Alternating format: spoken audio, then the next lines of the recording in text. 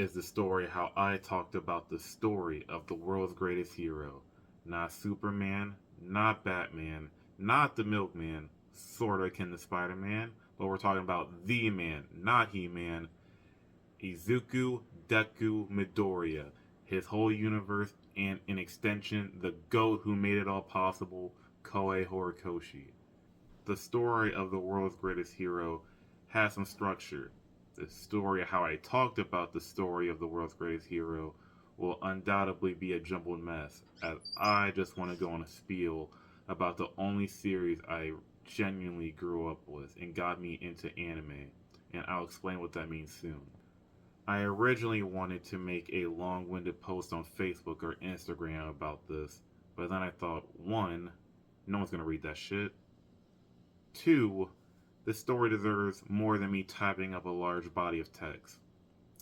It deserves me writing a large body of text, typing it, then using my monotone voice to convey how much this work of art means to me, and maybe accompany it with some funny pics and maybe clips. So, let me tell you, there is no need to Detroit smash that motherfucking like button. I don't have any pressure for you to comment, and probably wouldn't suggest United States is smashing the subscribe button either.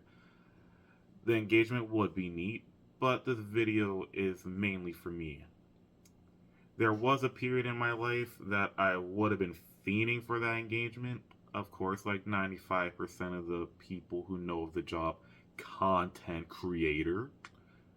And MHA has been there for that period in my life, and it's been there for the period of transitioning away from it. My Hero Academia has been through so many periods of my life, it's like an ellipsis. Bars.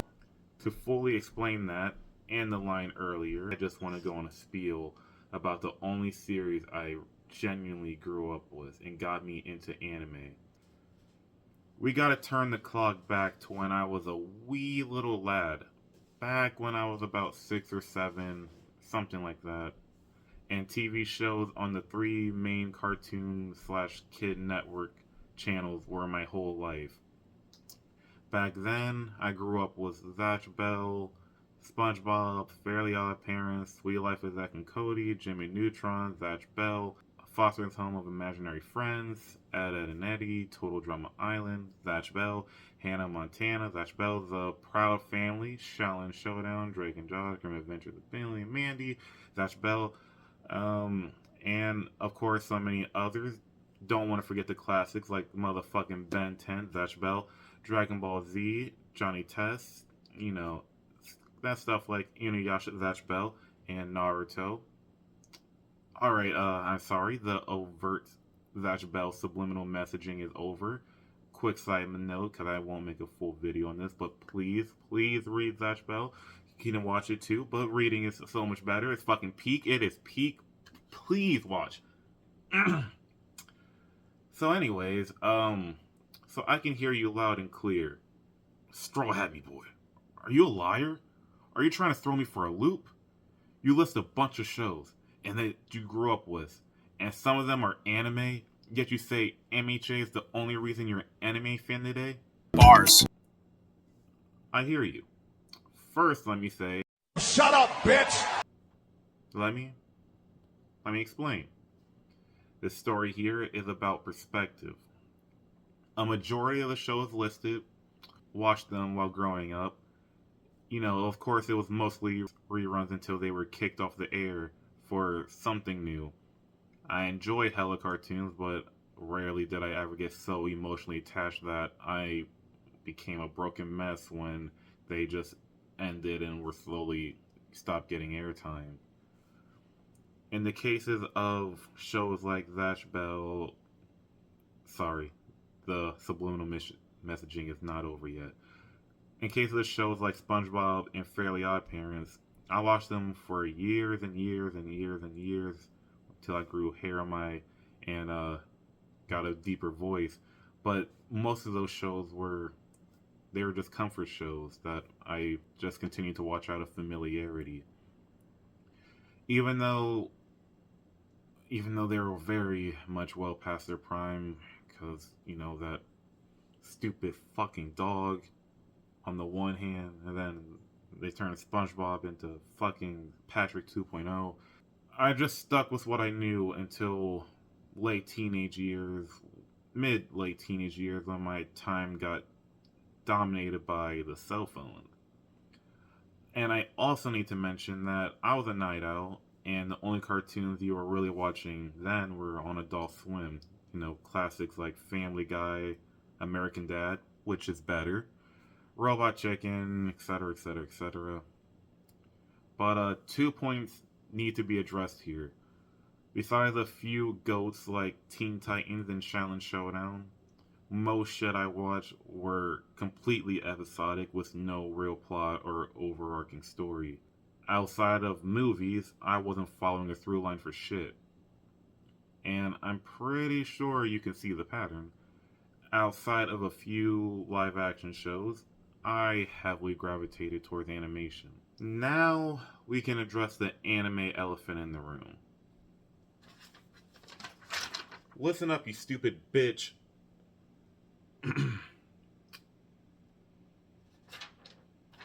To an Urban? child that lived in Ohio. I know, I'm sorry. And watched TV by his lonesome. There was no real such thing as anime to me. Just some cartoons that had some little funny symbols sometimes, little squigglies. Toonami was just a different program on Cartoon Network, like Adult Swim, and it just played cartoons that looked a little bit more stylized. I don't remember shit about most of the cartoons I watched then. Even the greatest of all time, fucking Zatch Bell, fell into obscurity into my mind until about 6-7 years ago-ish. The only two cartoons that stood the test of time in my mind as a young boy were Dragon Ball Z / GT, sorry, no OG, and Naruto. In case of Dragon Ball Z, I only watched the full series a few times, probably not more than 3. Of course, that shit was gigantic. They weren't airing that very much on Cartoon Network. Only so much Goku versus Frieza kids probably were going to tune into. In fact, I am incredibly ashamed to admit this, but I probably watched more GT than Dragon Ball Z, because I rent the shit out of that on my VCR and watched it on repeat from the videos I got from Blockbuster. God damn it, I'm old. Holy shit. I'm thankful at the least that I can say that I experienced the story of Dragon Ball Z way more, thanks to all the goddamn retelling through each and every fucking game. But yes, I loved me some Dragon Ball most of my life, but, the story wrapped up before I was even conceived. My involvement with the series, my excitement for it, really much coincided with video game releases. And the only other series that could be argued that got me into anime, because it's the main reason that got me into My Hero Academia, is my main ninja, Naruto. Be careful not to say that with a hard R. To talk about My Hero and my love for anime, we have to talk about Naruto, because before I was an anime fan, I was simply a Naruto fan. And I'm sure you can see how much I was influenced by it with all the flashbacks we'll be going through. For the longest time, Naruto was treated the exact same as Dragon Ball Z. It was a show that I latched onto hard as a kid for really unexplainable reasons besides, holy shit, wow, cool. Love the fighting. Love the fighting games. It's, again, I only watched it a handful of times on Cartoon Network, mostly knowing the story beats from all the PlayStation 2 and GameCube games. Shout out to Curse Clash. The biggest difference, however, was Dragon Ball Z was already all the way finished, while Naruto was far from it. This part must be prefaced with the fact that I never really grew up with the internet. Thankfully, not an Amish lifestyle, more like lower class lifestyle. Outside of one spectacular, magical YouTube binging Left 4 Dead Black Ops 1 game in year, I never had Wi-Fi in my home until I turned 18, got a stupid fucking job, and had to pay for that shit myself. This is a roundabout way of me trying to say that I didn't know what the fuck filler was. I didn't know anything, and everything that happened after Sasuke leaving wasn't real story. I didn't know Mizuki, that guy, him turning into a fucking leopard wasn't important or really technically a thing. I didn't know what the fuck Naruto Shippuden was. I didn't know it was a thing. Even though I was buying PlayStation 2 games out the wazoo, and I did get Naruto Ultimate Ninja 4, I didn't realize that was based off an actual story. That was something that was real. Because, of course, back in the day, if you were a TV show or a movie in the 2000s, you were getting a video game made out of you. Didn't really have fucking shit to do with the actual story. Most of the stories actually were pretty shit, if I remember correctly. So, I thought it was hey, what if Naruto got older and what if they had more Akatsuki members or whatever the fuck. I do remember, though, I went to my aunt's house and I looked up Sasuke killing Itachi because I just wanted that for my little emo boy. And I saw a really bad fan art of Sasuke holding Itachi's decapitated head. And this is where Flashback no Jutsu starts getting a little hazy because I don't remember if this was the same day, same search, or if, I looked this up at another time. But there was an actual image of Sasuke killing Itachi, and that image looked like the cartoon that I grew up with. There was more Naruto for me to watch. This revelation didn't actually hit me when I had the internet during that beautiful, degenerate time of my life, but it came around about a year or two after when I got my first smartphone. For the first time in my life, I had a long-running show that I could follow without waiting for the time to air. Holy shit. I became completely obsessed. Absolutely head over heels in love. Watching it constantly, I roleplayed as Naruto and it was on Kicking Eye Funny. Fuck. Okay, got the cringe out the way. Around this time, I became also a die-hard Eminem fan and rap fan in general. So I developed my online persona and moniker, Rapper Naruto. A very pivotal point of my life that we shall try to skim over, as it was a period of unadulterated teenage angst, cringe, depression, and intense edge. I even ran a whole thriving meme page. Look at this dude. When the word when was all you really needed to make a meme. See, I really like making people smile and laugh, but I also seem to be heavily influenced by dark humor. See, to me, humor is a great way to cope through life. Looking at you, my beautiful comedians up in the sky. Rest in peace. See, this period of my life is important for our story because this is where I learned Naruto wasn't a cartoon. It was a cartoon with a specific name. Anime. This was a whole genre in of itself.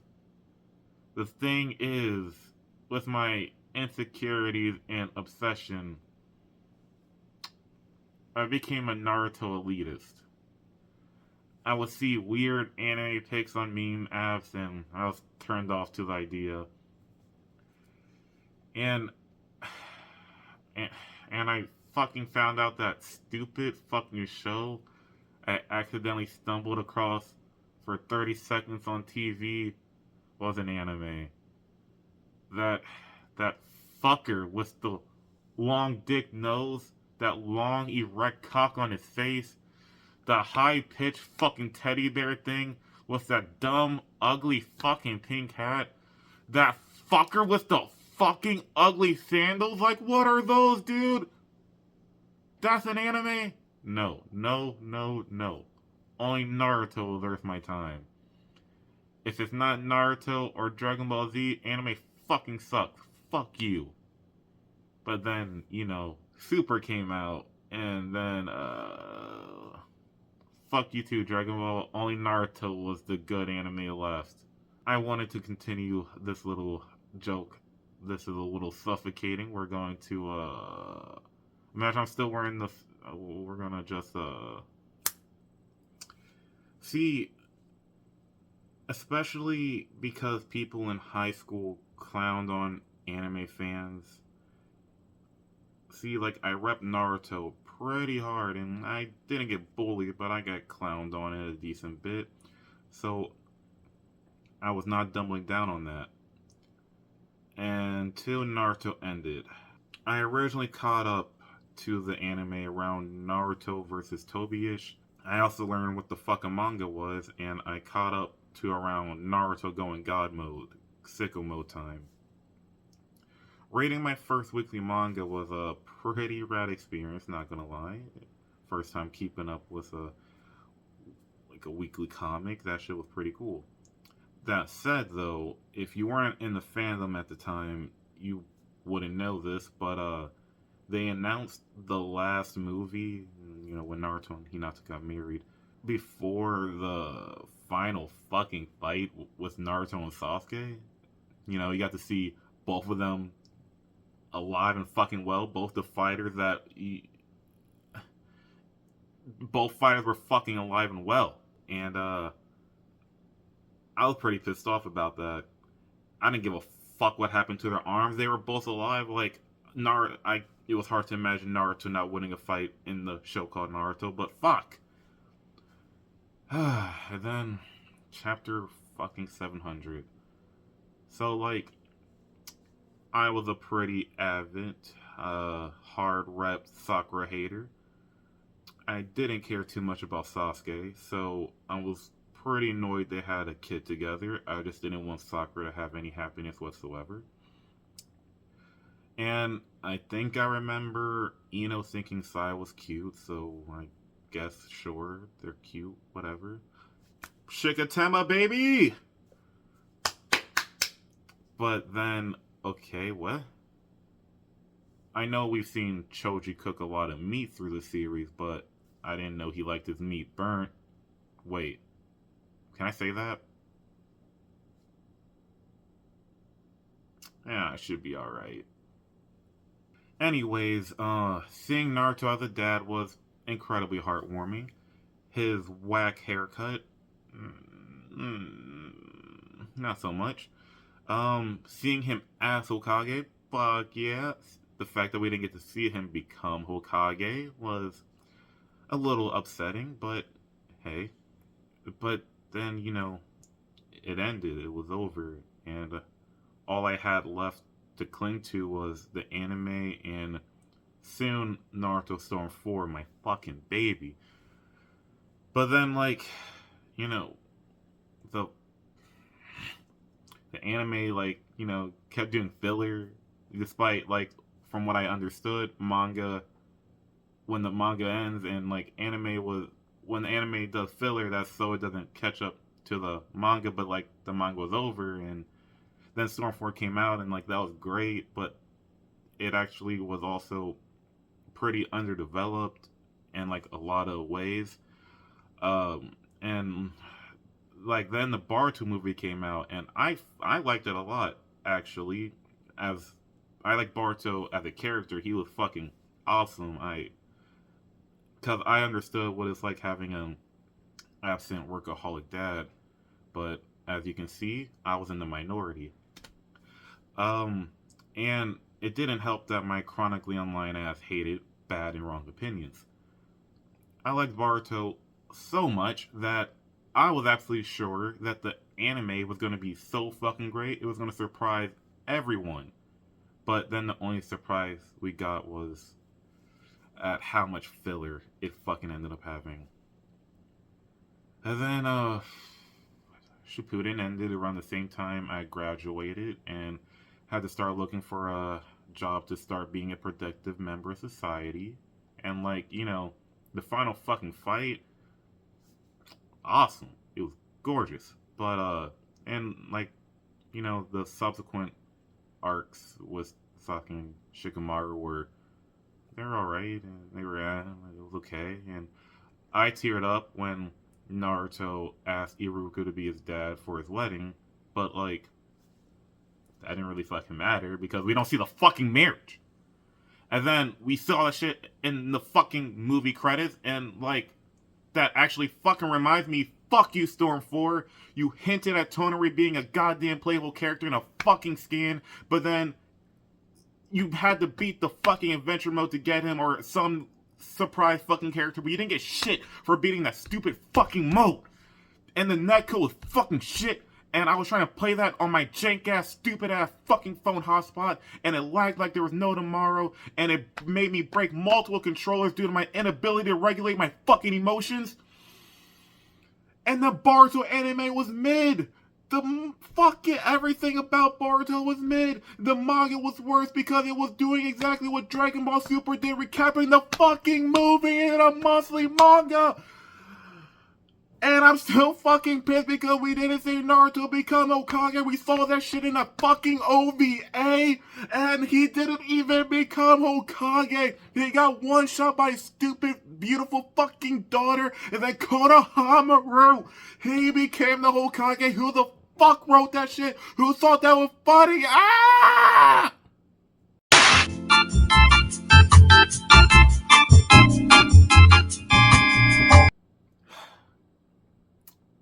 So, apologies to my neighbors about that. So Naruto ended, and, so did my life as a student and kid. And it left me pretty empty. Like, there was a hole in my heart or something. I felt kind of like a Viking kid, and my dad got killed right in front of me, and then I spent like 10 years trying to avenge him, and then the guy who killed my dad got killed right in front of me again.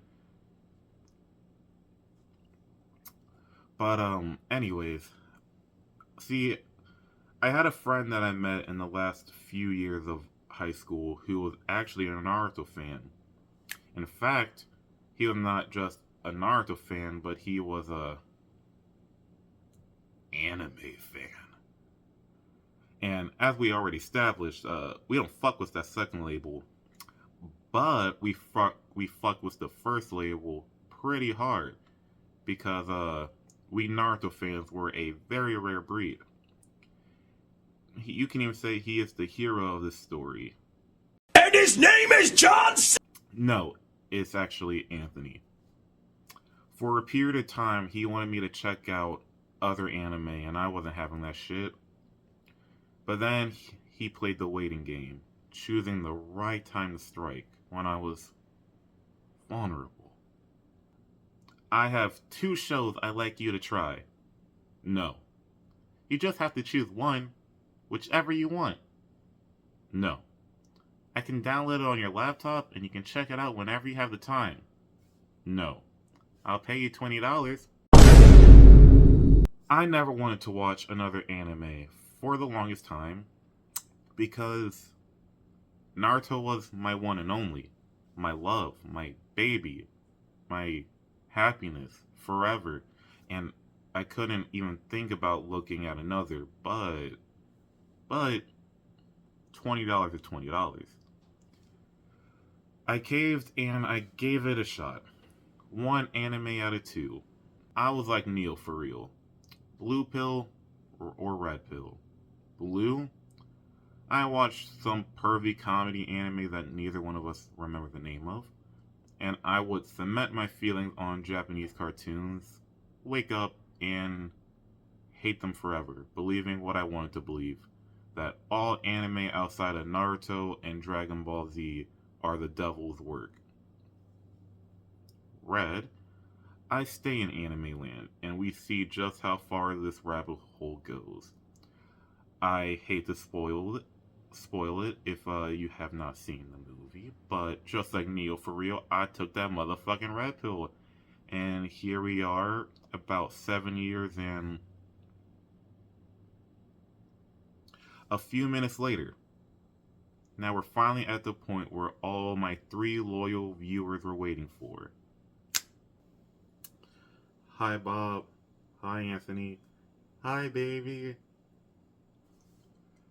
To be honest, I feel pretty proud of the setup I did to get to this point. I feel like I had a real plan and structure to get to where everyone was waiting for, and now I don't know how to pay it off in a satisfying way. Maybe I should write a manga. But honestly, reflecting on what got me into My Hero Academia was mostly easy. Just going in chronological order of my life, talking about the series that got me here. But now that we're here, there's like so much that I want to say, and I don't really know where to begin. Of course, we could and should and probably will start from the fucking start, but like, that's obvious.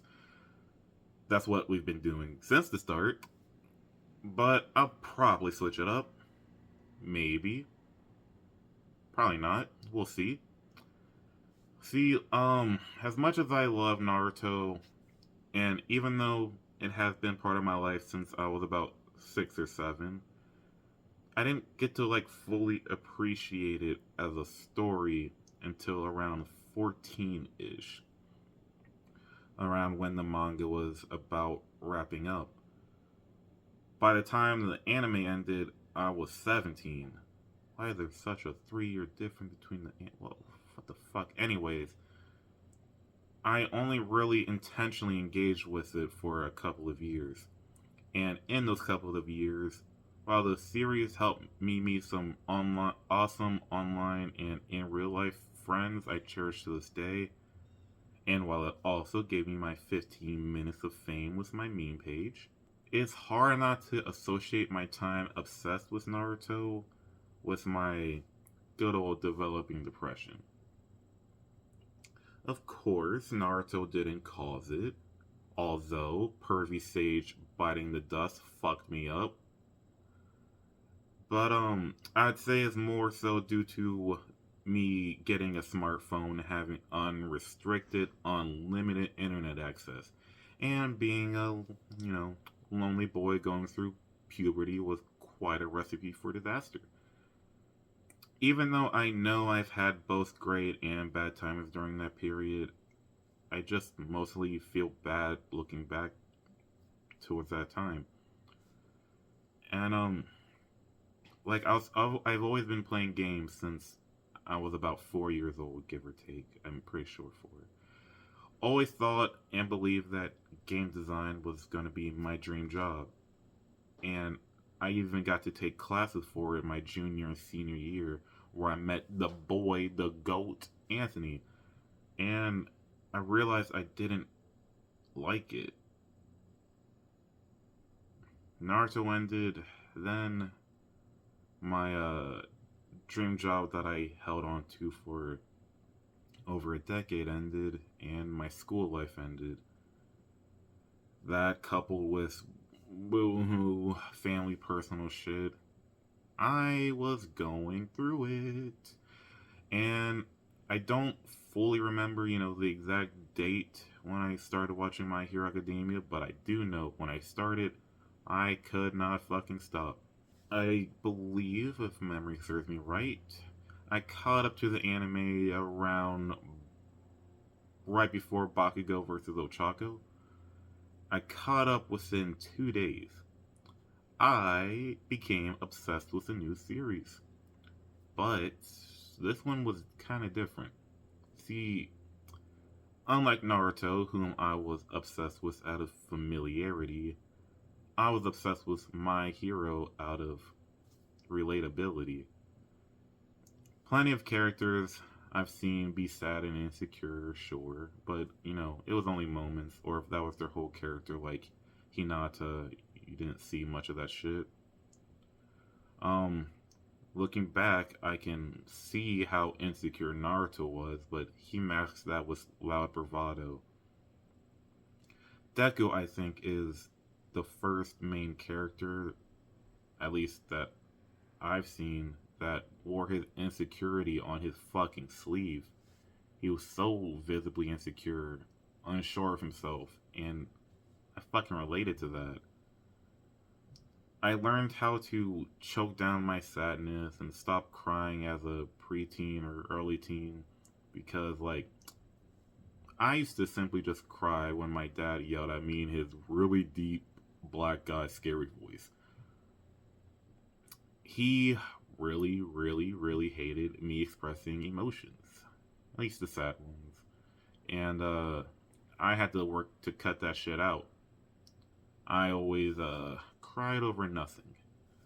So, seeing a main character just let out his emotions and cry over the small, trivial things, well, I know that pissed off so many people back in the day, and hell probably will for the end of time.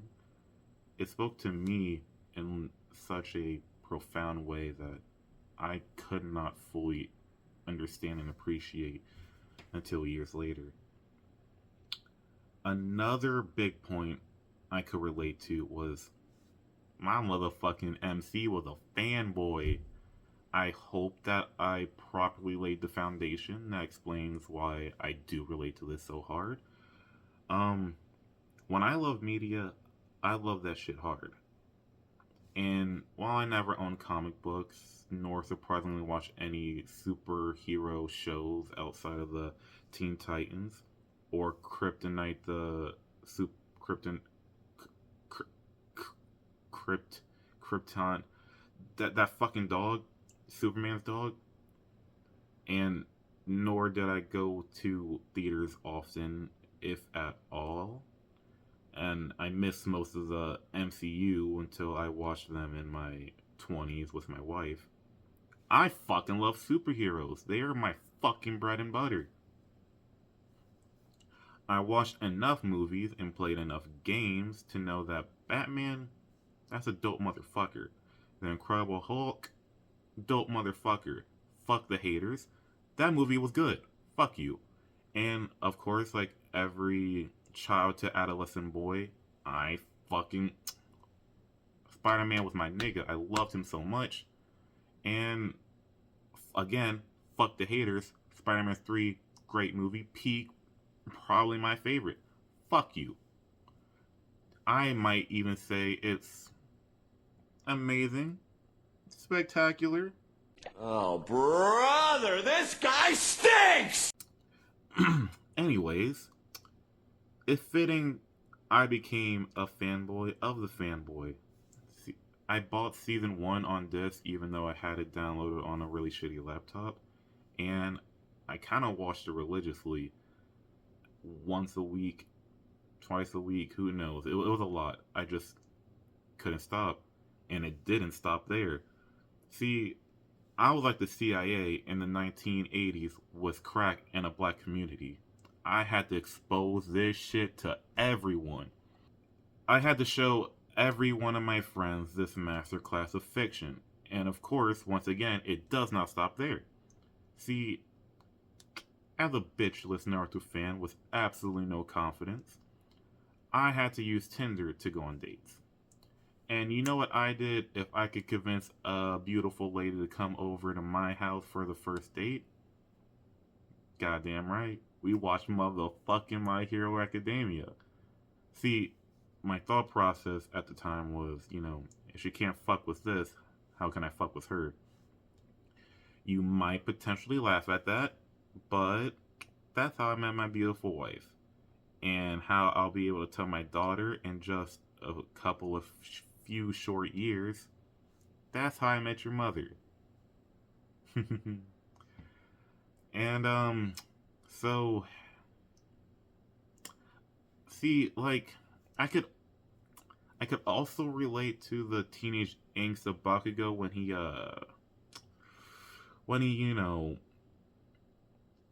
when he said the thing.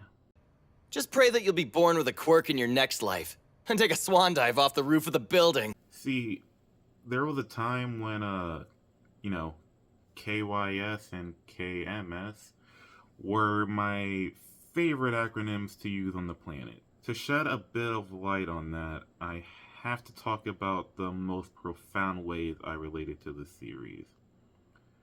This, again, is thanks to the GOAT Bakugo, who was my favorite for years until My Villain Academia sold me on Shigaraki for life. See, the reason it's so profound to me is even though Bakugo was my number one angry boy for years, I couldn't really fully explain why, I don't think. My reason for loving him so much was, I think, more like unconscious, and only relatively recently could I put it into words. See, I could very much relate to his inferiority complex, and I believe it came from two places. The first was, as I mentioned, I learned how to play games really early, about 4 years old.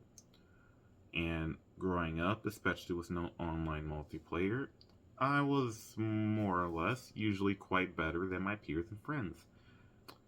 That, coupled with no emotional regulation techniques, a few L's in story mode games, or friends that would every now and then beat my ass, that brought out my inner Bakugo. And I had to replace a lot of controllers. And the second flamed the first, and I would say was definitely the most damaging.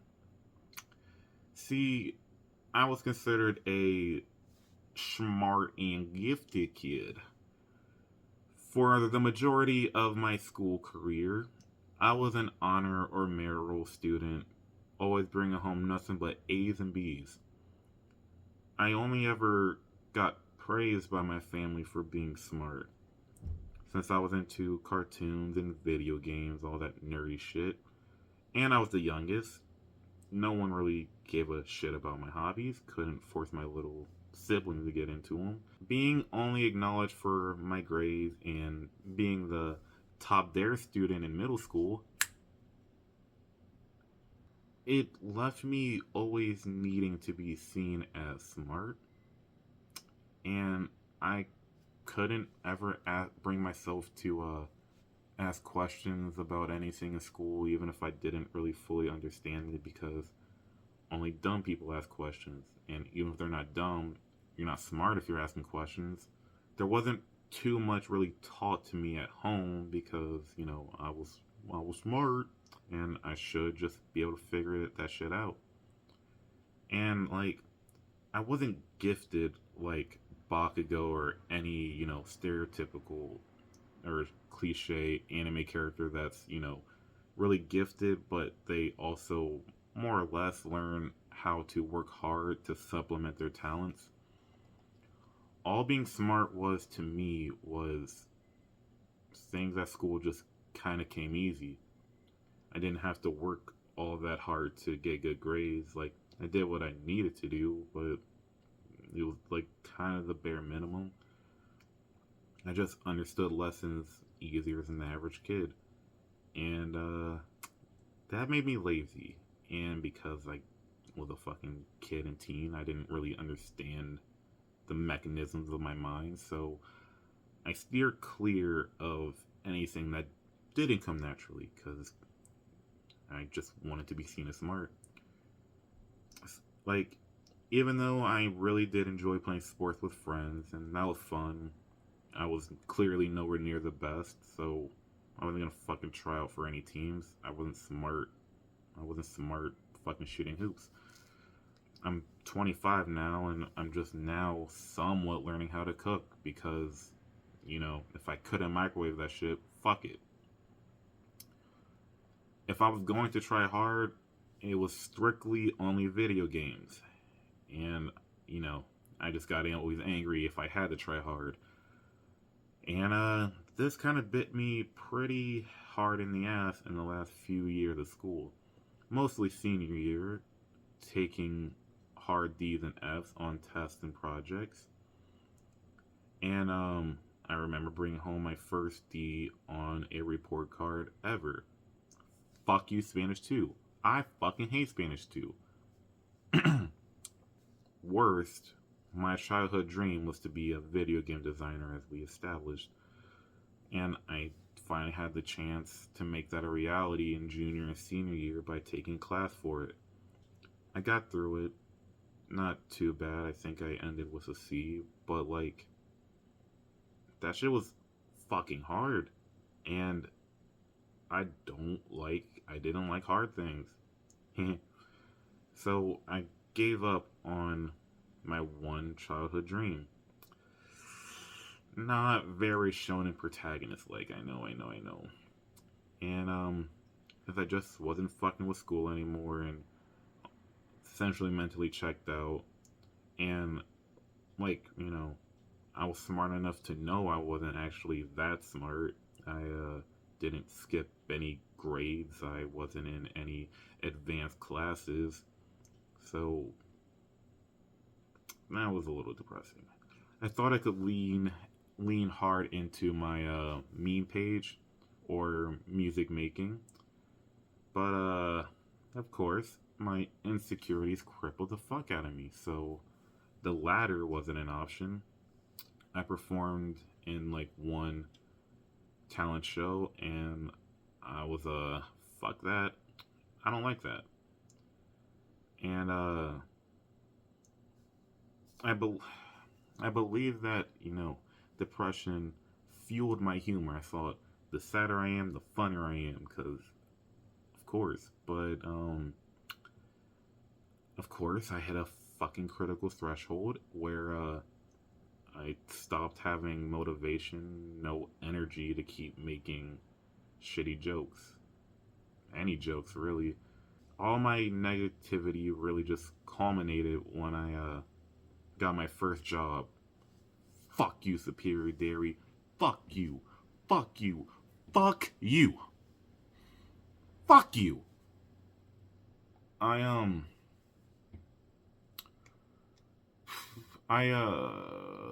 I really wanted to, Take a swan dive off the roof of the building. when I made the decision to thug it out, and all I can really remember after making that decision was I just wanted to watch My Hero. My Hero Academia has been there for the worst 7 years of my life. And now I can really say that it's been there for the best years of my life. I really believe that $20 fucking saved my life and changed it for the better. Unlike Naruto, which I watched believing nothing could be better, so I'm not even gonna bother looking. A series that kept me stuck believing that I know best. My Hero Academia, my first anime, it showed me I don't know fucking shit. If I lived with my thinking, I never would have found this. So it got me thinking for the first time. What else am I wrong about? What have I been missing out on? See, me bringing up I was a top DARE student is important because, as we sort of established, my achievements, or my identity came from my achievements. I was drugs' number one enemy, and I hated them. That was until I realized that I hated myself way more than I hated drugs. So weed and me became like this. Or I guess for Gojo it'd be like that. And that was until I finally stopped needing it to feel good about my life, which is pretty cool. See, now what I do to feel good about myself is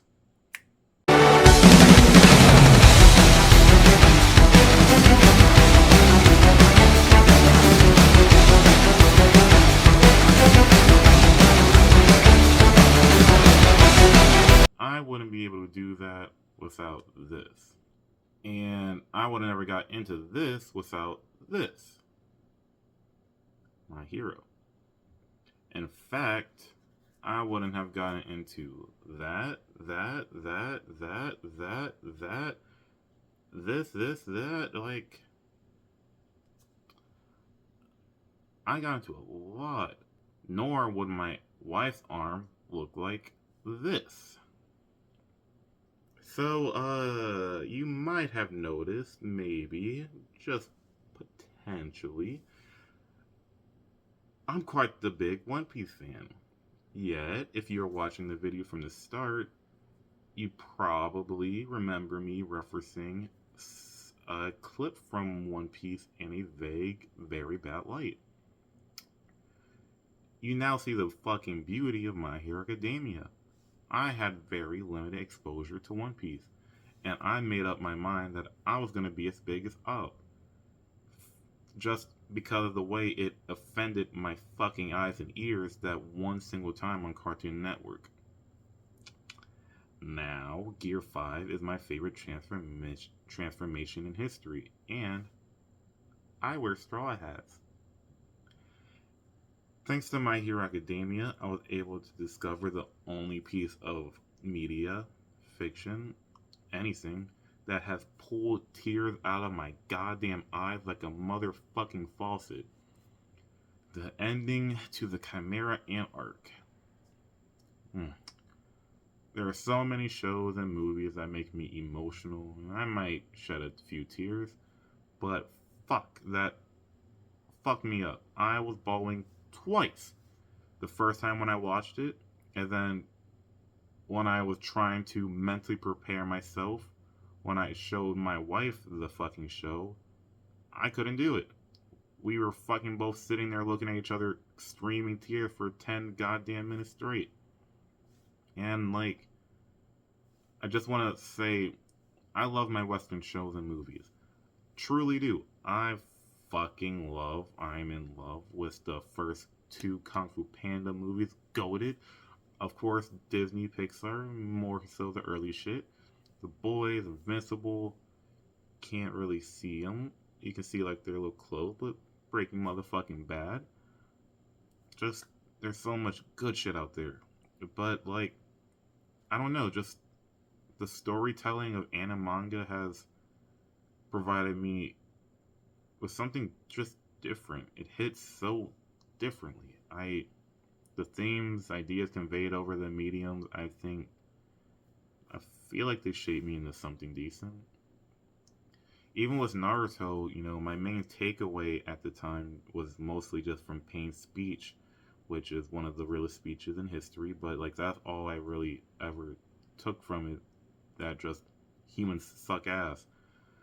I used to think that Sasuke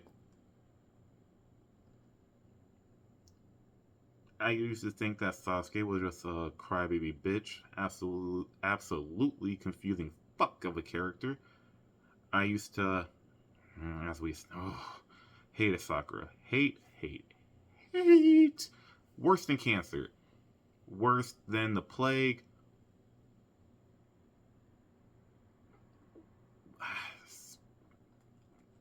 A lot of negative things come to mind. I was their biggest op, no question. Because as a foster kid growing up, when she made fun of Naruto for having no parents, she was public enemy number fucking one for over 10 years. But now Sasuke is probably my favorite character, top 3. And I respect Sakura a good bit. You know, she was just a stupid fucking little kid, and stupid kids do stupid shit. I used 7 to 10 years ago, somewhere. I'm so fucking fuzzy on time these days. I downplayed Naruto's growth from OG to Shippuden, just simply chalking up to like he got older, he just grew up. But I wasn't able to fully appreciate the amount of ways he matured as a person. See, you know, we all grow up, everyone does, but it takes real work to actually mature. And I think that I see that in myself now. Since discovering My Hero Academia, my media literacy has fucking skyrocketed. The craziest thing, the reason why I am here today talking about this series instead of all the other subjective, or some might even say objective, better stories, is My Hero Academia is my only constant. Despite the emotional roller coaster that was Hunter x Hunter, or me discovering and deciding that Mob Psycho was my favorite anime adaptation of all time, or me turning over a new leaf and becoming a true Mugiwara Nakama.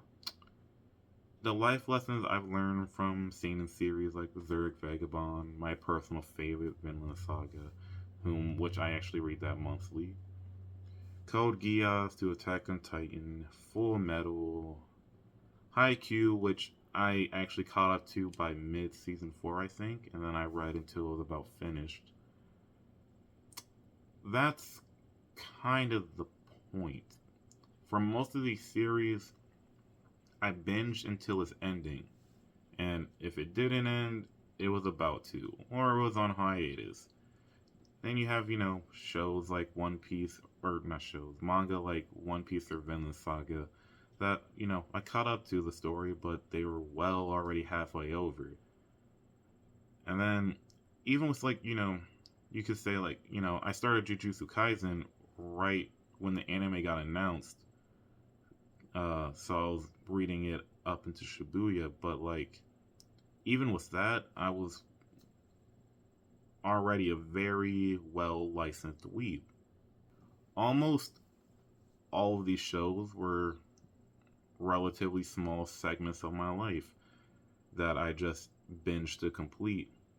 But, like, no matter which new show I picked up, no matter which new manga I decided to read, I was reading My Hero Academia that fucking weekend. It's been here for me when I was a suicidal, straight edge boy to becoming a hardcore stoner.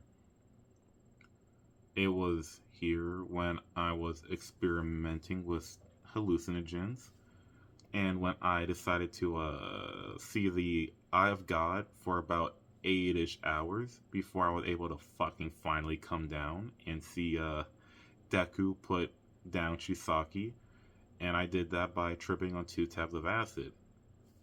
I do not recommend. Please don't do that.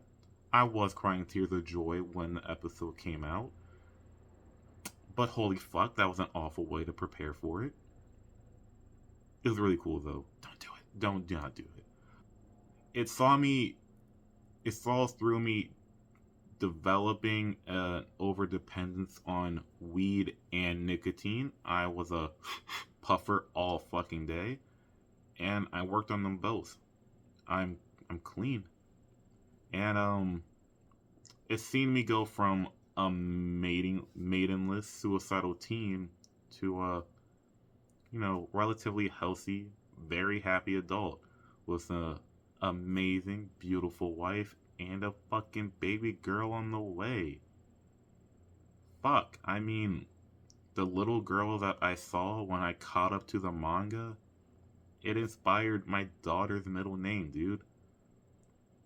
And like, there's a good part of me that's sad the manga ended before her birth, but like, if they're the season 8, you know she'll be right in my arms watching that shit.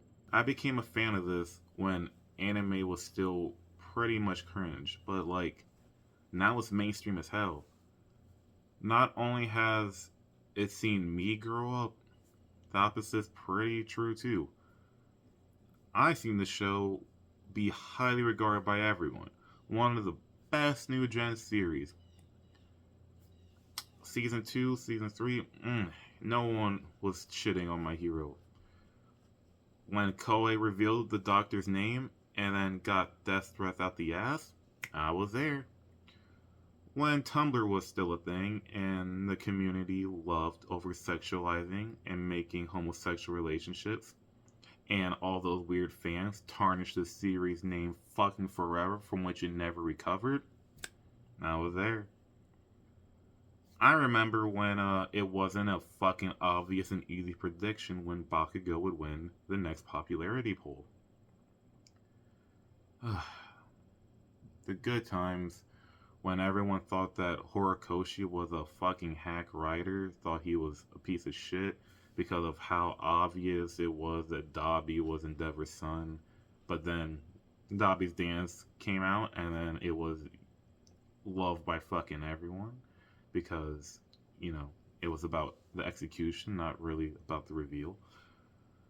I, of course, remember the fucking time that you could order the new English releases within 3 to 6 months from each other. I think sometime after COVID hit, boom, is when you had to wait over half a year for a new fucking release. Really fucking sucks. I can never be too mad at the 9 to 13 page chapters because I knew for the longest time that my mangaka, my boy, he dealt with depression. Literally me for real. And the longer I was a fan, I learned how awful it was being a mangaka, however the fuck you pronounce it, in Shonen Jump. So, you know, when we got to that infamous page of the Dark Deku arc starting, as sad as I knew that it was, as sad as I was knowing it was coming to an end, I just wanted my fucking boy to rest. From seeing the initial disdain, the fucking visceral hatred, the anger that Deku was unlocking a new quirk, to everyone losing their fucking minds over Deku with the black whip, Dark Deku with the black whip, to that fucking bath scene, that goddamn fucking bath scene. From the worst parts to the best, we've been by each other's side. Hell, I fucking even remember all the movie releases, especially the first one. I don't know if it's growing up, depression, repression, or years of substance abuse that may have my memory a little foggy. But the first My Hero movie was one of the first, if not literally the first times I saw a movie in the fucking theater. Like, and you know, the movie was, it was overall eye to mid, cause you know, the fucking robots. But the first time I watched that shit, I didn't fucking care. It was a fucking My Hero movie. And then that ending, dog, that fucking ending, the only time we get to see Deku and All Might team up, tears to my fucking eyes. I was fucking off my shit. Man, I just fucking love this series. And just, I love it so much, man. From just all the lessons it's taught me, I can be a hero too. Like, you know, it doesn't just happen, but you need to put work in, but it's fucking possible. That overly long introduction because Where I started, who I am, how I got here. Your past. Remember where you came from.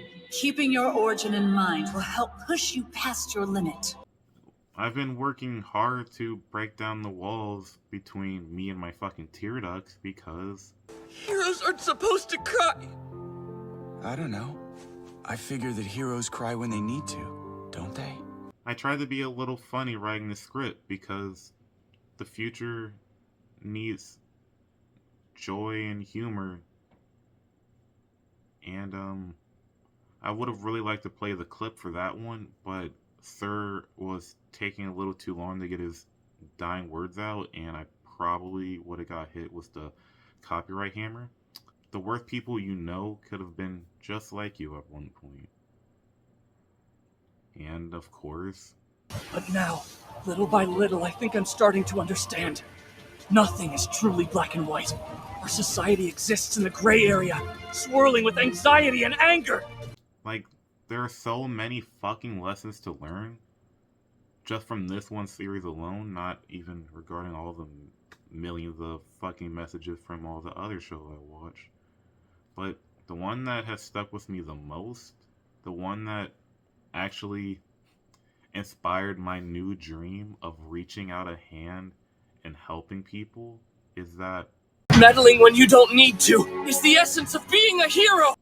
see, like, even though I've been a certified gamer since I was pissing the bed, and the dream of creating them quickly shattered as soon as I tried, because I just wasn't the biggest fan of the process.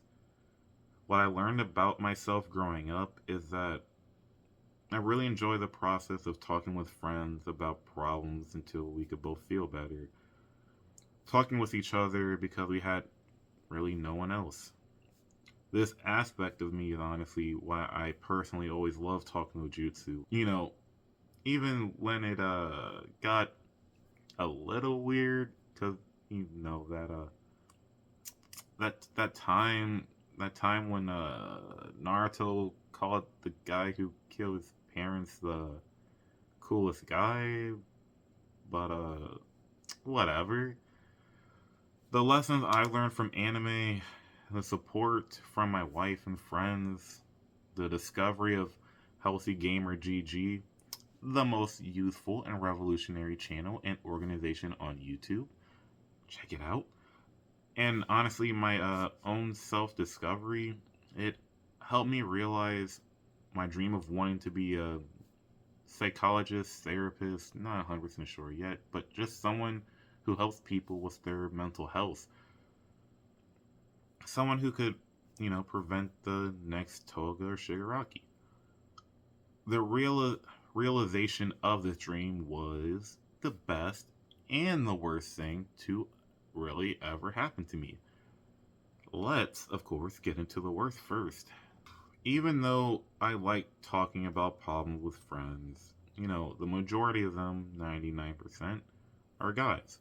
And men seem to be really surface level about their problems and emotions. And even though I enjoy talking shit out, it wasn't all that often. It's a lot easier and a lot more fun if we just play games and watch TV, and as we get older, get drunk and high together instead. And with my own self-work, I was able to recognize and try to start working on my unhealthy coping mechanisms a bit by bit. But me being the only one is kind of where everything really starts to fall apart. I've had a few friends that I was incredibly close to. Two in particular I remember that I love so much, and they both had kids. And sounds great. It should be a happy moment, but the mental toll of the mental toll of fucking having kids, it dragged them into deep holes of depression that didn't seem to have an end. And that occurring around the same time for the first time in my fucking life since puberty and getting a consciousness, I loved and appreciated myself. And I thought that, I could inspire and help my friends pull themselves out the depths of depression. I'll be the hero that'll help you. I didn't even fucking go to school for this shit yet. But I'm not an anime character. I don't live in a fantasy world. My friends had real demons that I could not just punch away. I couldn't shake them to their senses. I couldn't even really get them to have conversations about what really bothered them. Couldn't really see them because we're all adults, everyone's fucking busy. Couldn't get them to engage in the content that helped me. I couldn't get them to change their lifestyle that helped me. And I'm not a fucking anime character with an unshakable resolve. Don't have unlimited stamina nor grit, and I simply can't believe in myself no matter what life throws at me. I'm trying now, but I just started to learn how to believe in myself in general. And I couldn't just live with and be okay just having a friend who suffers from hardcore alcoholism, nor could I be tolerant of a friend who would ignore me for weeks, if not months, because he just didn't have the energy for a conversation. Maybe things could have been different. Maybe I would have had more in the tank if I wasn't repeatedly told they can or won't change, or this is just who they are. I didn't, nor will ever believe that for a single second, but I'm not fucking Naruto. I can't tolerate his best friend telling him to fuck off with his help constantly, nor will I give up my life to save a single person who doesn't show that they really give a fuck to have the help. I'm not an inexperienced protagonist that still manages to pull off that cool save. The power of friendship can only get you so far, and sometimes that power becomes a fucking curse. But honestly, this is also where the best part comes in, because I realize that I am just human, and I don't know if I'm selfish. I don't even know if I'm a good person or not. I just try to be me. I try to be decent. I just learned how to be able to put myself first, but not in an egocentric kind of way. I learned that I need to learn how to help people in a better way. What I wanted to do just isn't cutting it. I need to be stronger. I need to be better at regulating myself. I learned that you can't help someone that doesn't want it. But I will be fucking ready for the next person who actually does want it. And now I'm in college for child psychology, and slowly but surely progressing, and I will be into actual psychology, and then one day I'll be able to extend my hand to those who want and need the help. Need and want the help. And I think that all that's left for this video are my thoughts on the ending. So let's get into it, shall we? First, people are just fucking mean as hell, dude. Holy fuck. This ending was as far as I'm concerned, fucking fantastic. But before we get into that, first let me get my gripes out the way. So, Deku versus Shigaraki should have been longer. There is no ifs, ands, or buts about it. I didn't need, Sukuna fighting every fictional character long, but, like, had to be a little bit longer than a fucking average anime episode. I really, personally, my biggest fucking is we stopped exploring Deku's thoughts more around when he unlocked Black Whip. When you compare the first 3 to 4 seasons of how much time we spent with Deku and his thoughts on how he was progressing in just life, it's actually fucking criminal how much that was scaled back.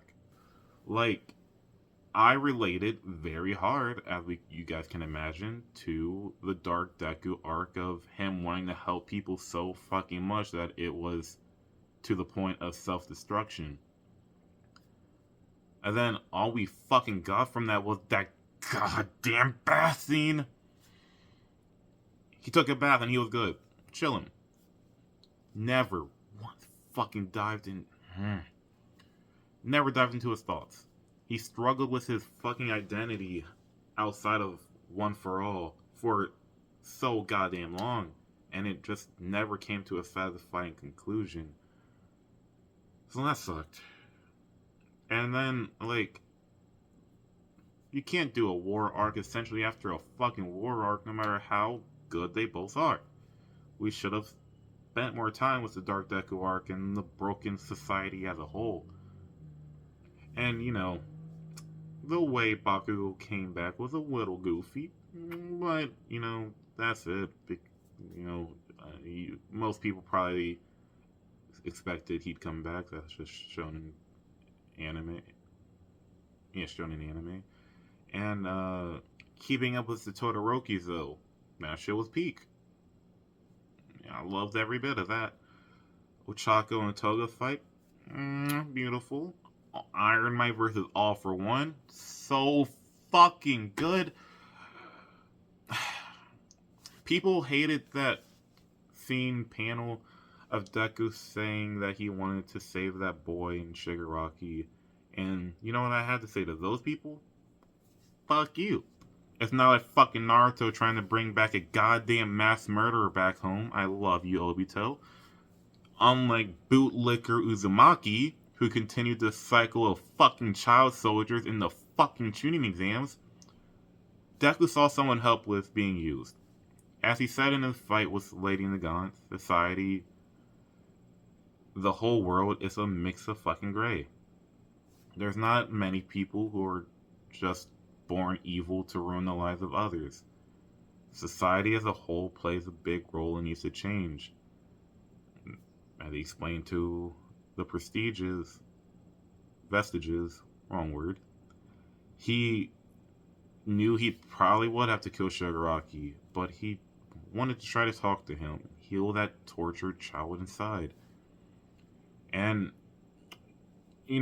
as a dude in psychology, I fucking love All For One and Shigaraki's dynamic, as they are the perfect, not even not perfect, but really, truly great examples of nature versus nurture. All For One was the one born evil and selfish, thus he died with no one but the emperor of his lost brother to acknowledge and somewhat comfort him during his death. He died bitter, panicking at the fact that he was all alone. My goat? The boy? The man? The myth? The legend? Shigaraki? He was corrupted and he had to pay for his sins, but at his core, he was just a sweet but, tortured soul longing for fucking connections that mattered to him. And he was able to die smiling, and his best friend mourned his death properly, allowing his memory to fucking live on through the League of Villains comic book. And, sure, I guess some of them are funny, whatever, but fuck your Deku McDonald's manager jokes. God forbid that we don't have an MC who becomes literal god at the end of the series or dies tragically. Like, you assholes realize, unlike fuckboy Naruto who needed a time skip to realize his dream, or, you know, fucking Luffy fighting to be the fucking One Piece king of the pirates. Like, we've seen Deku realize his dream for a long time now. Most of the show, more or less, he did what he wanted and needed to fucking do. How dare he inspire the new generation without being the strongest guy on the block, right? Like, you guys forget he inspired the strongest fucking hero in the world while being a baby back bitch? Deku may have been quirkless, but his power from the start was to be one of the first people to move and inspire almost anyone. And, like, look at my boy's body. Like, even if he's not throwing down with villains, he's fucking yoked. And he's taking down any of you fucking real life complainers, so, like, calm down. And, oh, well, I'm sure there are plenty of people who, started, you know, the show in their teens, and you're more than likely grown up now. Please get the fuck over not seeing teens make out and confess their love for each other, please. 2 girls had a crush over a boy. It wasn't that fucking deep. I mean, honestly, I wouldn't have given the fucking shippers a goddamn nugget either, seeing that that bullshit literally contributed to the series falling grace in the public. How dare a series that's focused on fucking heroes actually focus on fucking heroes? The nerve. I wanted my romance, damn it. Deku never wanted to be the fucking strongest. He never wanted to be number 1. He didn't want to be the king, no top dog. Him being the greatest hero was a byproduct of him working hard at the simple dream that he had of being a hero that saves people with a fucking smile. And whether he's beating the shit out of some evildoer or inspiring some kids to believe in themselves, he saved me with a smile. And for that, Deku, and My Hero Academia as a whole, is my hero.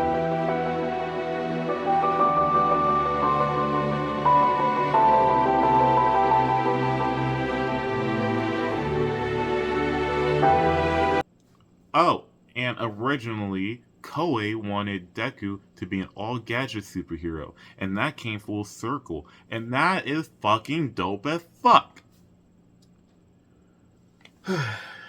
Thank you so much if you are still here watching. Half thank you, half fuck you if you skipped all the way to the end. Be a little weird if you did. To the friends and my wife who love me and my hero, thank you. Thank you all so much if you... This is my 3rd recording of the fucking video. First time, I had the script on a laptop and I was looking down like this, like the whole time, like my eyes were clearly going down. I look kind of stupid. I was like, alright, let's try to do something better. So I'm doing what I'm doing now, and like my script is in the back, and then like I can see it, and I don't look stupid looking down. But like when I recorded it, I was using a mic, and the mic died or just wasn't working because it was a fucking $1 mic off of Temu, and none of anything I recorded last time had fucking audio. So like that was really cool. That was magnificent. So here we are, 3rd time's the charm. I edited some shit, I figured this was God's way of saying, hey dumbass, do something a little bit better. So I tweaked some things here and there. And I'm sad I didn't get to release this a month or even a few days after the initial ending, but here we are. To that one person that watched this because the algorithm pushed and I seemed a little bit cool, I fucking love you a lot. Thank you. To my beautiful baby girl who might watch this in about over a decade when you're old enough to hear daddy cussing like a sailor. Daddy loves you so much. And then to me, future me, who was reminiscing like the old fart grandpa that you are. Thank you, man, for working hard and being someone else's hero. Thank you all, and farewell.